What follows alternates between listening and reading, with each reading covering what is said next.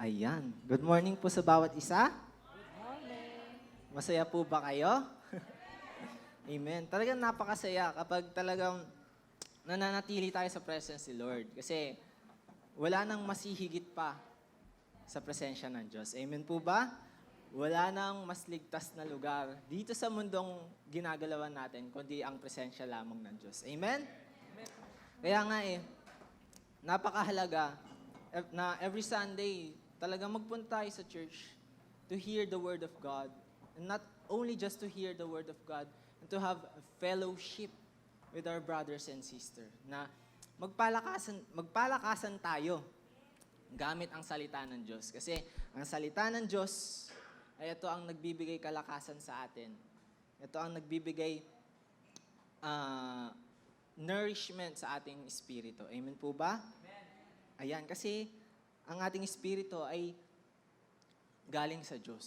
So, ang pwede nating ipakain sa ating espiritu ay yung mga bagay na galing sa Diyos. At yun ay ang kanyang mga salita. Amen po ba? Amen. So, today, the Lord will speak to us about having an obedient life. Amen. Excited na po ba tayo? Amen. Let us proceed sa Matthew chapter 28, verse 18. Sabi dyan in the Amplified Version, Jesus came up and said to them, all authority, sabi dyan, all authority, all power of absolute rule in heaven and on earth has been given to me. Lahat ng klase ng authority sa langit at sa lupa ay binigay sa akin. Ngayon, anong klaseng authority ito? Sinabi yan sa Ephesians chapter 1 verse 21, sabi dyan, far above all rule and authority and power and dominion, whether angelic or human, and far above every name that is named above every name, above every title that can be conferred, not only in this age and world, but also in one to come. Amen. Sabi dyan, all authority, lahat ng authority, binigay sa Diyos. Absolute. Pag sinabi mong absolute rule, ibig sabihin yun, all in all. Lahat dito sa mundo, hindi lang dito sa mundo, pati sa kaharian ng Diyos. Amen? Kaya what is our excuse? Lahat ng authority binigay sa Diyos. Binigay sa Panginoong Jesus. And what is our excuse to not to obey God and His Word? Bakit sinabi ito ng Panginoon sa kanyang mga disciples? Ang disciples si Jesus mismo ang tumawag sa disciples niya. Tandaan natin yan. At bawat tinawag niyang disciples, lahat sila may ginagawa. Hindi sila yung tinawag ni Lord na nakatambay lang sa isang gilid. No. Tinawag sila na may ginagawa. Si Peter, he's a fisherman. Tinawag siya ng Diyos, ng Panginoon, nung nangingisda siya. Bakit? Kasi God is calling us, calling them, not only to learn of Jesus and His authority, but also that Christ has given His authority to His disciples, not only to hear that, but also to ipalaganap natin yung salita ng Diyos. That is the very reason bakit tayo tinawag ng Diyos. Bakit tinawag ng Panginoong Hesus ang kanyang mga disciples. And right now, this is the very reason kung bakit ka nandyan. Kung bakit ka nakikinig ng salita ng Panginoon. Sabi sa Matthew chapter 28, ayan, sabi dyan, verse 19, go therefore and make disciples of all the nations. Help the people to learn of me, believe in me, and obey my words, baptizing them in the name of the Father, and of the Son, and of the Holy Spirit. This is the reason why God is calling us. That is the reason why bakit ka nakaupo dyan. Not only to hear the Word of God, but also to help the people to learn about Jesus, to believe in Jesus. Tulungan mo sila na matuto sa Panginoong Hesus. Tulungan mo sila na maniwala sa Kanya. At tulungan mo sila na sumunod sa kanyang mga salita. This is the reason why God called us. The very reason He has called us. Teaching them to observe everything that I have commanded you. And lo, I am with you always, remaining with you perpetually, regardless of circumstance, and on every occasion, even to the end of the age. God is with us. Hindi tayo iiwan ng Diyos. Sabi diyan, perpetually. The word perpetually, it means constant. The way that never change. Never nagbago ang Diyos. Kapag sinabi ng Diyos, sa'yo yan, gaganapin niya yan. Nadaan natin yan. Kaya nga, sabi ko nga kanina, ito yung reason kung bakit tayo nandito sa lugar na ito. Hindi lang para makapakinggan natin yung salita ng Diyos, kundi itanim natin sa ating puso, sa ating buhay, and observe everything that God has commanded us. Nang sa gayon, the Word of God will equip us to go and make disciples. Tandaan natin, sabi sa Luke 11, verse 28, Blessed are those who hear the word of God and keep it.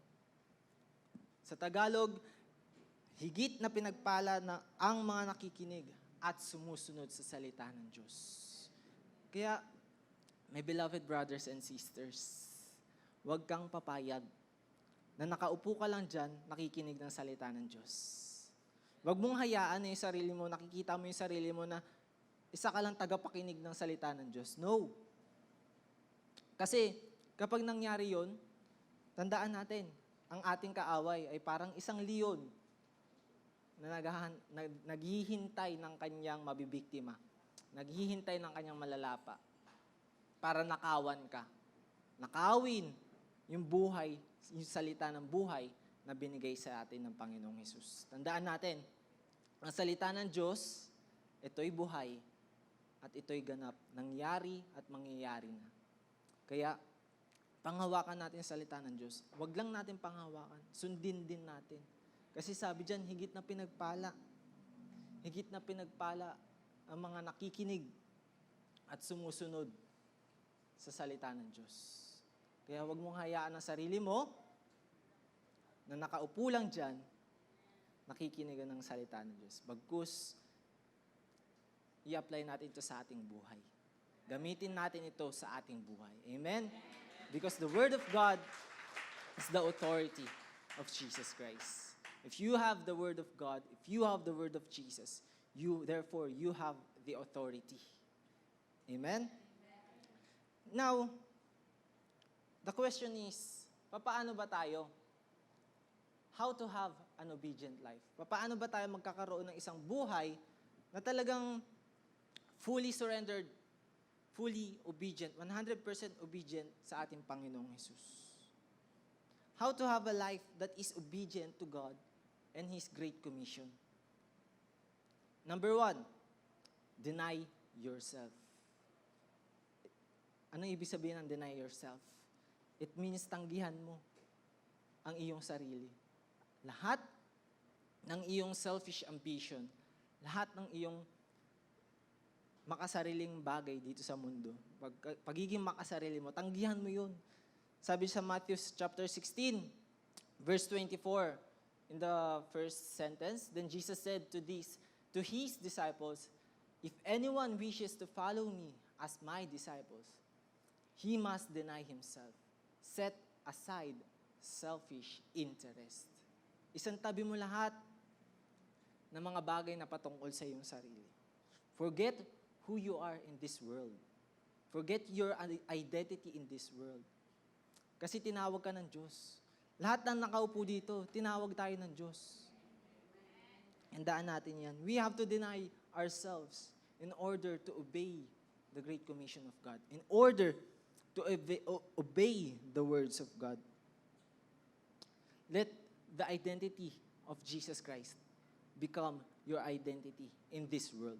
Because if you deny yourself in this world, then the identity the being of Jesus Christ, the attributes of Jesus Christ will manifest in your life. Forget who you are in this world. Kasi galing tayo sa Diyos.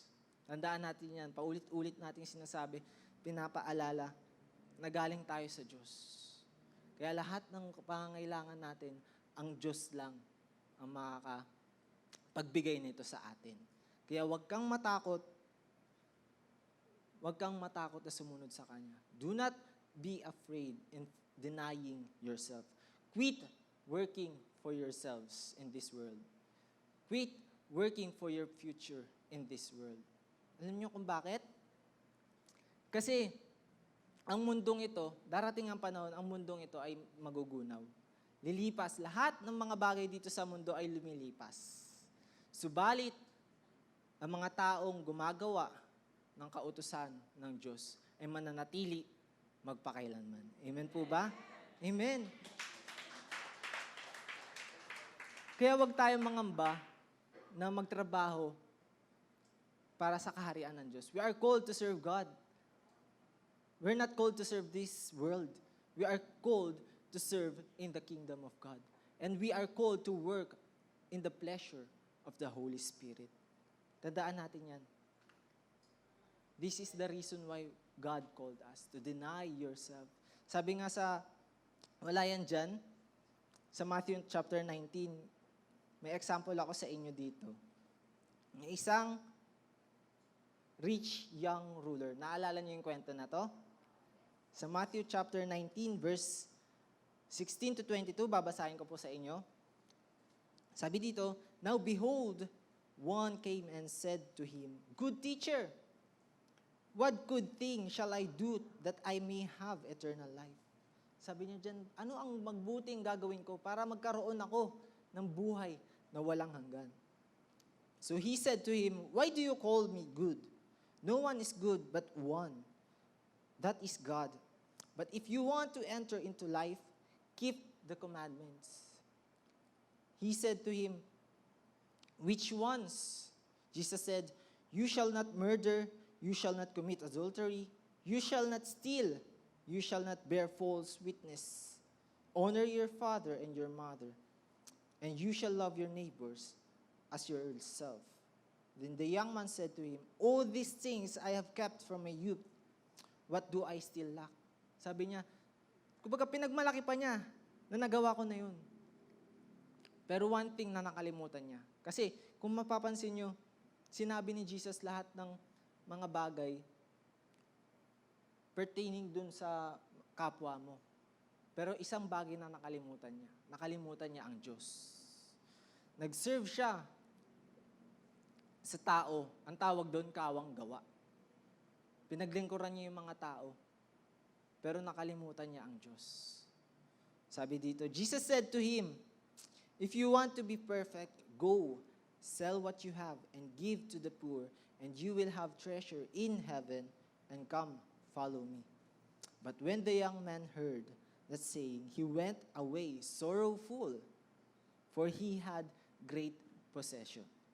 Tandaan natin, lahat ng pagmamay-ari natin dito sa mundong ito, lahat ng ito kasama ng mundong, lahat ng yan kasama ng mundong mawawala. It will fade away. Kaya nga, huwag tayong mabuhay dito sa mundong ito. Huwag natin sayangin ang buhay natin na nagtatrabaho para sa mundong ito. Tandaan natin, God has called us with a higher calling. Kaya huwag natin sayangin yung opportunity na binibigay sa atin ng Diyos. Tinawag ka niya for a greater purpose. Tandaan natin na mas maganda, mas greater yung purpose na ibibigay sa'yo ng Diyos kumpara sa purpose na ibibigay ng mundong ito. Amen po ba? Kaya huwag tayong matakot na maglingkod sa Panginoon. Huwag tayong mangamba na kung ano man yung mga nangyayari sa atin, sa future natin, sa family natin, huwag tayong matakot. We are secured in the love of Christ. Tandaan natin yun. Hindi tayo papabayaan ng Diyos.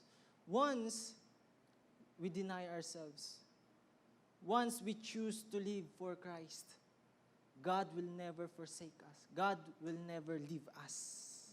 Amen? God will never leave us astray. He is always with us and always for us. Just deny yourself and live according in the Word of God and work according in the pleasure of the Holy Spirit. Amen po ba? Amen. So huwag tayo mangamba na tayo mawawalan sa mundong ito. Huwag kang matakot na mawalan sa mundong ito. Sapagkat ang mga taong mas piniling maglingkod sa Panginoon, sila ang magmamana ng kaharian ng Diyos.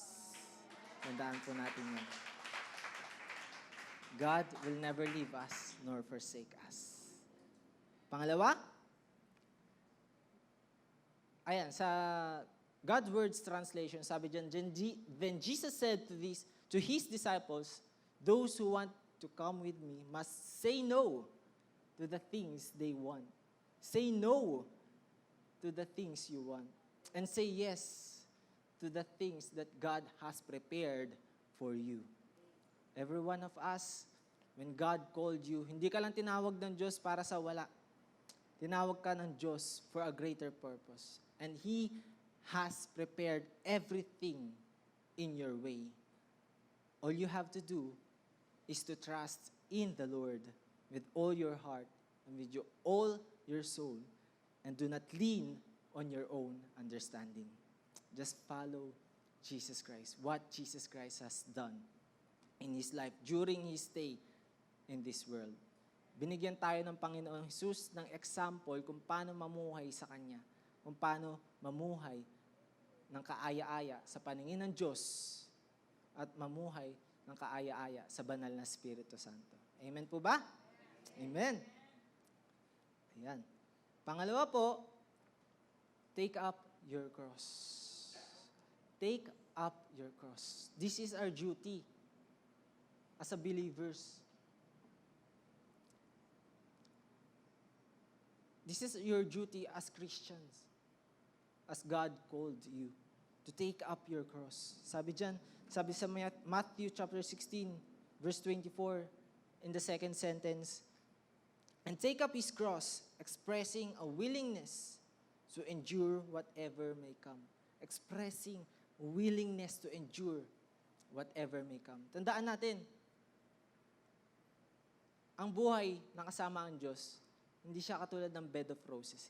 It's not a bed of roses. Maraming heartbreaks. Marami tayong heartbreaks na mararanasan. Maraming persecution, lalong-lalo na sa family natin. Alam ko, hindi lahat dito is, yung family nila is Christians. But God has called you to take up your cross. Who is our cross? Our cross is those people whom God called us to win. Your family, your friends, your circle of influence, your community, they are your cross.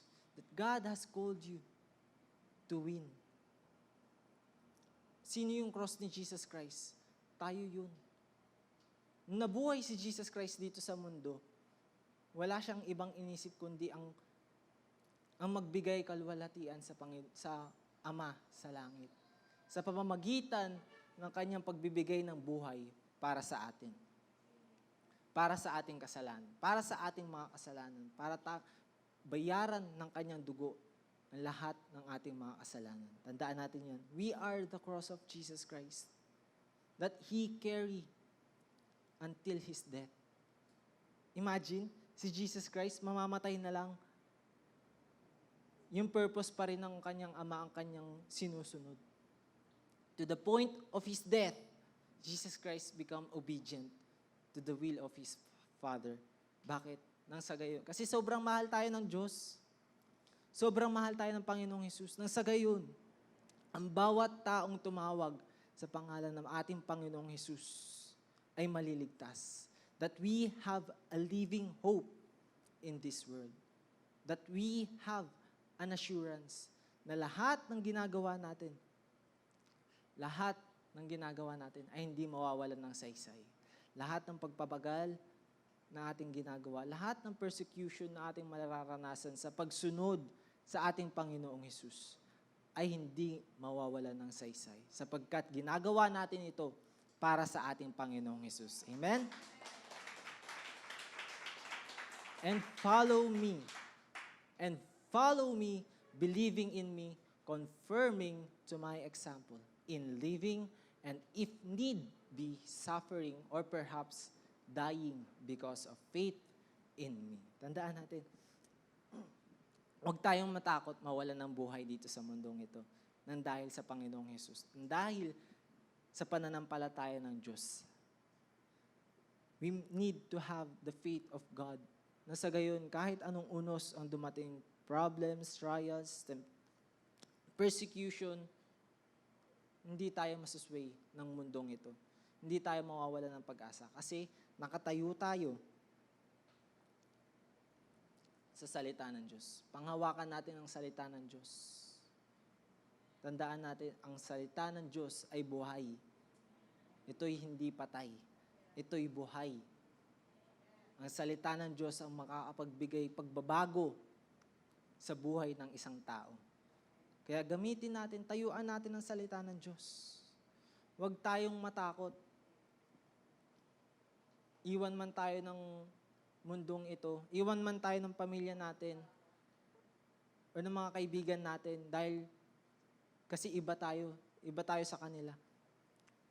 Huwag tayong matakot na mawalan sa mundong ito. Bagkus, magtiwala lang tayo sa Panginoong Hesus. He is our living hope. Ang Diyos ang ating pag-asa. Never tayong pababayaan ng Diyos. Living, confirm in the example of Jesus Christ. And if needed be, suffering or perhaps dying because of me, of faith in me. Huwag tayong mangamba. Dahil ang Diyos ang ating pag-asa. Ang Panginoon ang ating pag-asa. Kaya huwag tayong matatakot na mabuhay para sa Panginoong Hesus. Because all authority has been given to Him. All you have to do is to obey, deny your cross, deny yourself, and take up your cross, and follow Him. Persecution may come, will come. Hindi natin maiiwasan yun. Lahat ng problems, trials, persecution, tribulation sa mundong ito, mararanasan natin yun. But take heart, for the Lord, our God, that we serve, is alive. Hindi siya patay. At nandyan lang siya sa ating tabi. Tandaan natin, hindi niya tayo pababayaan. Amen?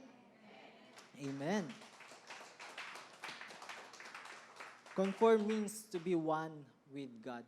Maging kaisa tayo ng Panginoon.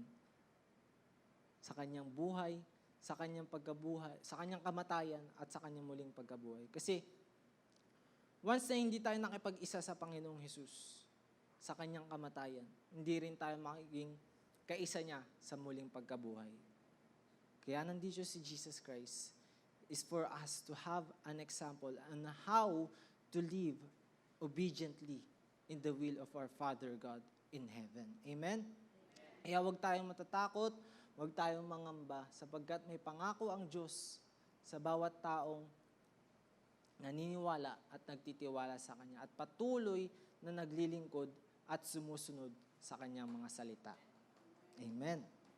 Sabi nga sa John chapter 16, verse 33 in the Amplified Bible, I have told you these things so that in me you may have perfect peace. Once sinabi mong perfect, it is complete, ganap, kompleto at ganap, nakapayapaan sa ating buhay.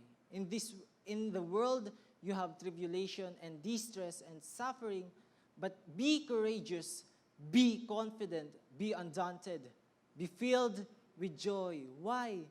Because Jesus Christ have overcome the world. My conquest is accomplished, and my victory is abiding. In Jesus' name, amen. Kaya, take heart, magpakatatag tayo. Yun lagi yung sinasabi ng Diyos sa atin. Take heart. Have courage. Magpakatatag tayo sa buhay natin.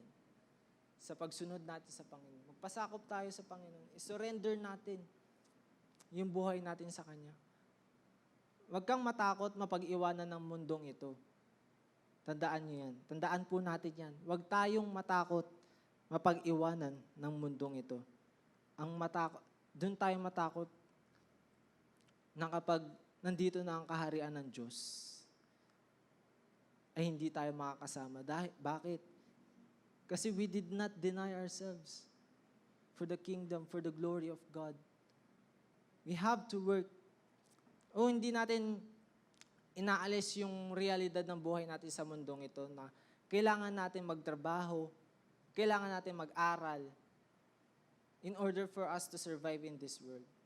Pero ang inaano dito yung priorities natin. Yung priorities mo bilang anak ng Diyos. Ano yung priorities mo bilang anak ng Diyos? Bilang tinawag ng Diyos. Maraming tinawag ang Diyos. Tandaan natin yan. Maraming tinawag ang Diyos. Pero kakaunti lamang ang sumagot sa Kanya. Nakita ko nga nun sa Facebook, by year, sa mga unang panahon hanggang 2023, binibilang nila doon yung bilang ng mga Christian sa mundo. At panglima, yung bansang Pilipinas na may pinakamaraming population na Christian sa mga bansa.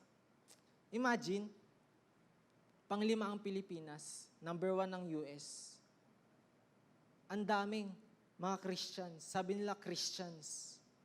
Pero, totoo ba silang Christians? Totoo bang nagsuko sila ng buhay nila sa Diyos? Kasi sabi sa Bible, many are called, but few are chosen. Maraming tinawag ang Diyos. Pero kakaunti lamang ang mga sumasagot sa Kanya. Hindi mo nga maibilang sa iyong kamay. Kakaunti lamang ang mga sumasagot sa tawag ng Panginoon. Kaya, ikaw bilang Kristiyano, nakapakinig ka ng salita ng Diyos. Panghawakan mo yung salita ng Diyos. Isapuso mo, isabuhay mo yung salita ng Diyos. At sumagot ka doon sa calling sa iyo ni Lord. Tandaan natin, hindi tayo nabuhay para dito sa mundong ito, para paglingkuran ng mundong ito. Nabuhay tayo para magbigay kaluwalhatian sa ating Panginoon. Magbigay kaluguran sa ating Panginoong Hesus. Mabuhay para sa Panginoong Hesus at hindi sa mundong ito. Kaya wag nating sayangin yung opportunity na binibigay sa atin ng Panginoon na mabuhay para sa Kanya. Na pag-iwanan na ang mundong ito. Wag mong hahayaan ng pag-iwanan ka rin. Ang mundong ito, outdated na ang mundong ito. Hindi na nakakasabay sa agos ng Panginoon. Hindi na nakakasabay sa kung anong meron ang kaharian ng Diyos. Kaya, wag mong hahayaan na ikaw mismo ay ma-left behind ka.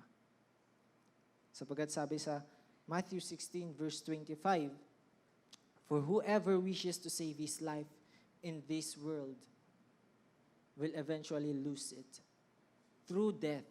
But whoever loses his life in this world for my sake will find it. That is the life with me for all eternity." Hindi tayo pababayaan ng Diyos. Once na sinagot mo ang calling niya sa'yo, calling niya sa atin, God will never leave us nor forsake us. He is always with us to the end of the age.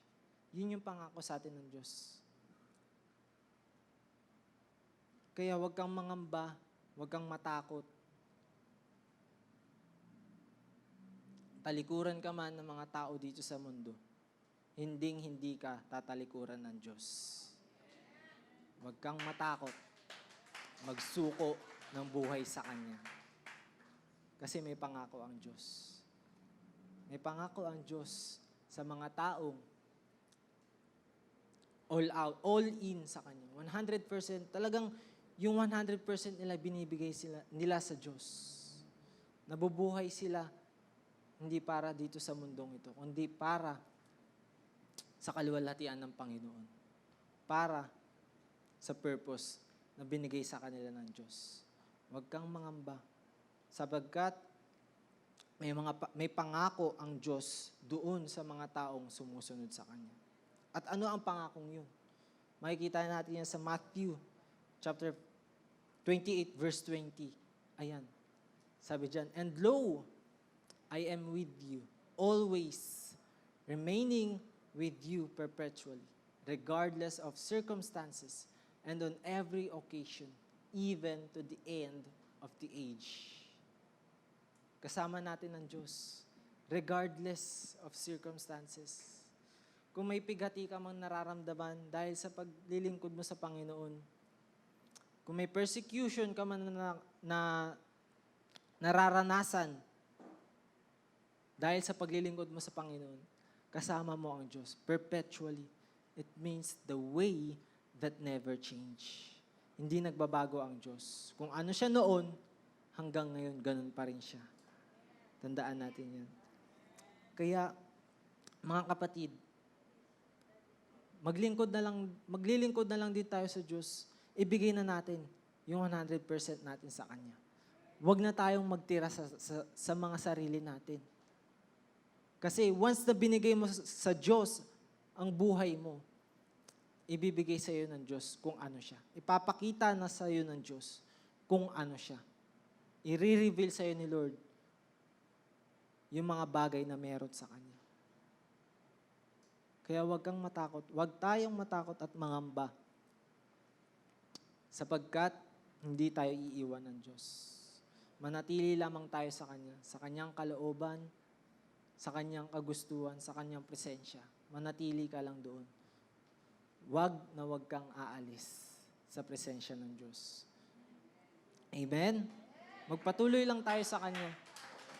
In every circumstances na kakaharapin natin, sa lahat ng trials, problems, never tayong iiwan ng Diyos. Tandaan natin yan. Kasama natin ng Diyos sa lahat ng nararanasan natin sa buhay natin, pighati, karamdaman, kung meron man, hindi ka iiwan ng Diyos. Ialay mo lang ang iyong buhay ng buong puso, buong pagmamahal mo sa Diyos. Huwag mong iiwan ng Diyos. Hindi ka iiwan ng Diyos. Nandyan lang siya. Kaagapay mo sa lahat ng bagay na ginagawa mo, sa lahat ng bagay na mararanasan mo sa paglilingkod mo sa Kanya. Amen? Yes, Father God in heaven, we thank you for your word, O God. We thank you for your wonderful message that you have given unto us, Father. Salamat po, Panginoon, dahil may pangako ka sa mga anak mo na talagang nagsuko ng buhay. Nagsuko ng buhay sa iyo, Panginoon. Maraming salamat sapagkat hindi mo kami binababayaan. Sapagkat nandyan ka lagi para sa amin. Bagamat marami kaming nararanasan ng pighati, problema sa aming pamilya, Lord, tulungan mo po kami, Panginoon, na manatili sa iyo, manatili sa iyong salita, Panginoon, manatili sa iyong presensya, na kahit anong bagyo o unos ang dumating sa aming buhay, mananatili kami sa iyo. Hindi kami aalis sa iyong presensya. Sapagkat ang presensya mo lamang ang makapagbigay ng totoong kapayapaan sa aming buhay. Ang presensya mo lamang, ikaw lamang, Panginoon, ang makapagbigay totoong seguridad sa aming buhay. Mananiniwala kami sa iyo, Panginoon. Tutulungan mo kami sa aming pagpapatuloy na paglilingkod sa iyo. Salamat po, Ama. Salamat po, Panginoong Hesus, sa mga bagay na ginawa mo para sa amin. And I pray na itong ginawa mo para sa amin ay hindi lamang para sa amin, Panginoon. Bagkus gamitin mo kami to extend your kingdom, to extend your love to those people who is in need. Gamitin mo po kami, Panginoon, para abutin sila, abutin ang mga taong hindi pa nakakakilala sa iyo, Panginoon. Magkaroon sila ng personal relationship sa iyo, Panginoon. Gamitin mo kami, Panginoon, na abutin ang aming pamilya, abutin ang aming mga kaibigan, ang aming mga kaanak, na maipakilala namin sila sa iyo, Panginoon. Huwag mo pong hayaan na yung salita mo ay manahan lamang sa amin. Bagkus, tulungan mo kami na ang iyong salita ay magbunga sa aming buhay. Ikaw ang makita ng mga taong nasa paligid namin sa aming buhay. Nang sa gayon, sumunod sila sa inyo, Panginoon. Tulungan mo kami na mamuhay ng naaayon sa iyong kalooban. Tulungan mo kami mamuhay na naaayon sa iyong salita, Panginoon. Maraming salamat po sa iyong biyaya, sa iyong pagmamahal na iyong binigay sa amin. Salamat po, Ama, dahil nariyan ka para sa amin. Hindi mo kami pababayaan sa lahat ng aming gagawin. Sa pagsunod namin sa iyo, kayo po ang manguna, Panginoong Hesus. Sa pangalan ni Jesus.